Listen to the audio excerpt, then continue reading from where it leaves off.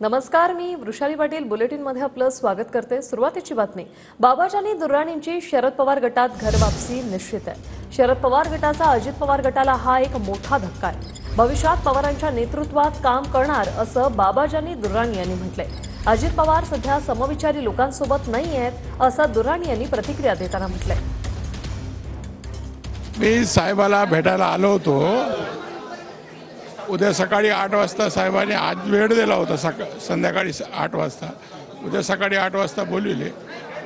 निश्चितपणे मी पवार साहेबांच्या नेतृत्वाखाली भविष्यात काम करणार आहे। आता पवारांकडे येण्याचं कारण काय? कारण काहीच नाही, एका विचाराने खरं तुम्हाला सांगायचं होतं की समविचारी पक्ष त्याच्यासोबत काम करणं योग्य आहे। ज्या ठिकाणी कार्यकर्त्यामध्ये मतदारामध्ये मतभेद निर्माण होतात तिथं काम करणं नेत्याला बी, कार्यकर्त्याला बी आणि मतदाराला बी फार अवघड होते।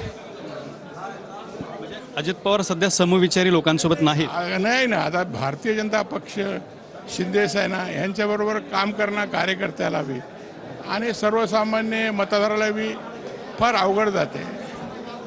हे एक महत्त्वाची भूमिका आहे। पण मध्यंतरी 7-8 महिने तुम्ही अजित पवारांसोबत होतात, त्या कालावधीत शरद पवारांना ह्या तुमच्यासारख्या निष्ठावंत कार्यकर्त्यांच्या जाण्यामुळे त्रासही झाला असेल? नाही, आता कसं आहे, काय निर्णय होतात असे मन काय, शाम का बोला शाम को घर लौट के घर को आया तो कोई बात नहीं। कॅमेरामन अमित सोबत दत्ता कानवटे, TV9 मराठी, छत्रपती संभाजी।